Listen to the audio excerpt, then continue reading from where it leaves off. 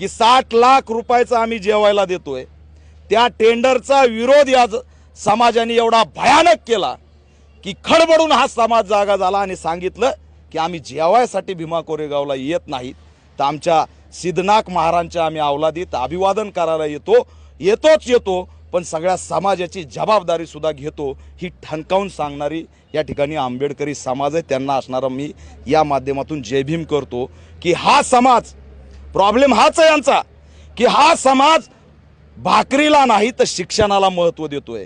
यांच्या जेवणाला लात मारून त्या ठिकाणी शिक्षणाला पैसे द्या म्हणणारे बाबासाहेबांचे अनुयायी हे असणारं वास्तव आहे. 200 कोटीचे पुस्तकं विकत घेणारे बाबासाहेबांचे अनुयायी आहेत आणि हीच क्रांती त्यांच्या डोळ्यात सलती. या ठिकाणी जर नारळ फोडायला आलो असतो, घुमायला आलो असतो, दाबणं मारायला आलो असतो, झाडावर चढायला आलो असतो, तर यांनी असणारं 15,000 कोटी रुपये दिले असते. पण हे वाचण्याचं, शिक्षणाचं, बाबासाहेबाचं महत्त्व जाणून घ्यायला येतात, भीमा कोरेगावची चळवळ या ठिकाणी जाणून घ्यायला येतात. हे लोन पहिलं महाराष्ट्रात होतं, पुन्हा उत्तर प्रदेशमध्ये गेलं, मध्य प्रदेशमध्ये गेलं, देशात गेलं आणि जगात गेलं.